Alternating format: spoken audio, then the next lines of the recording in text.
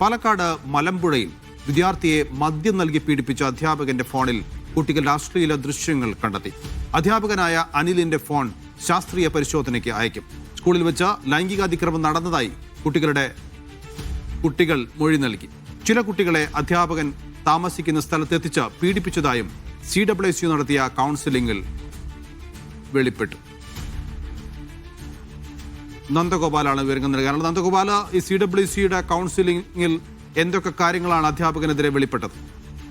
വളരെ ഗുരുതരമായ വിവരങ്ങളാണ് ഇപ്പോൾ പുറത്തു വരുന്നത്. ഈ അധ്യാപകൻ ഒരു വിദ്യാർത്ഥിക്ക് മദ്യം നൽകി പീഡിപ്പിച്ചതിന് ശേഷമാണ് ഈ കേസുമായി ബന്ധപ്പെട്ട കൂടുതൽ വിവരങ്ങൾ ഇപ്പോൾ പുറത്തു വന്നത്. ഇതിനുശേഷം CWC സ്കൂളിൽ ഒരു കൗൺസിലിംഗ് നടത്തിയിരുന്നു. ഈ കൗൺസിലിൽ ഇന്നലെ 5 കുട്ടികൾ ഈ അധ്യാപകനെതിരെ പരാതി നൽകുകയും ചെയ്തിട്ടുണ്ടായിരുന്നു. ഇതിൽ കുട്ടികൾ പറയുന്ന കാര്യം സ്കൂളിൽ വെച്ച് തന്നെ അധ്യാപകൻ ഇത്തരത്തിൽ പല കുട്ടികളെയും പീഡിപ്പിച്ചിട്ടുണ്ട് എന്നുള്ളതാണ്. ചില സമയത്ത് ഇയാൾ താമസിക്കുന്ന സ്ഥലത്തേക്ക് കൊണ്ടുപോയും പീഡിപ്പിച്ചിട്ടുണ്ട് എന്നുള്ളതാണ് കുട്ടികൾ പറയുന്നത്. അതോടൊപ്പം വളരെയധികം ഞെട്ടിക്കുന്ന കാര്യം, ഈ അധ്യാപകന്റെ ഫോണിൽ കുട്ടികളുടെ അശ്ലീല ദൃശ്യങ്ങളുണ്ട് എന്നുള്ളതാണ്. അതാണ് വളരെയധികം ഞെട്ടിക്കുന്ന സംഭവം.